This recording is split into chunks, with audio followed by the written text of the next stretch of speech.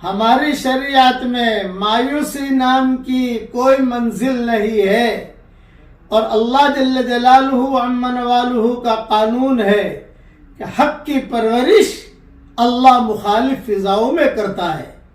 امام بخاری رحمۃ اللہ علیہ جب پیدا ہوئے والد کا انتقال ہو گیا، پھر کچھ ایسی بیماری لگی کہ نابینا ہو گئے۔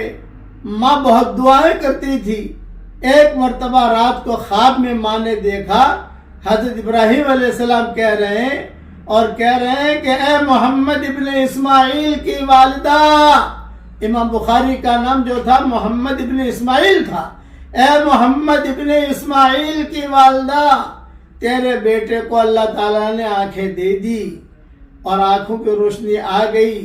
صبح ماں جاگی، امام بخاری جو کھیل رہے تھے، ادھر بھاگ رہے، پھر تو اللہ نے ان کی آنکھوں میں ایسی روشنی کی کہ انہوں نے کئی کتابیں چاندنی رات کی چاندنی میں لکھی ہے انہوں نے، امام بخاری نے، خاص طور پر تاریخ کبیر کے بارے میں آتا ہے۔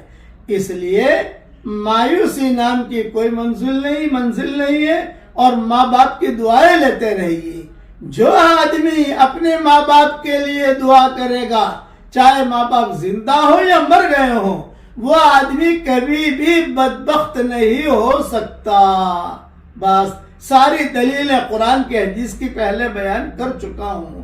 اللہ تعالی ہم سب کو ماں باپ کی قدر کرنے کی توفیق عطا فرمائے۔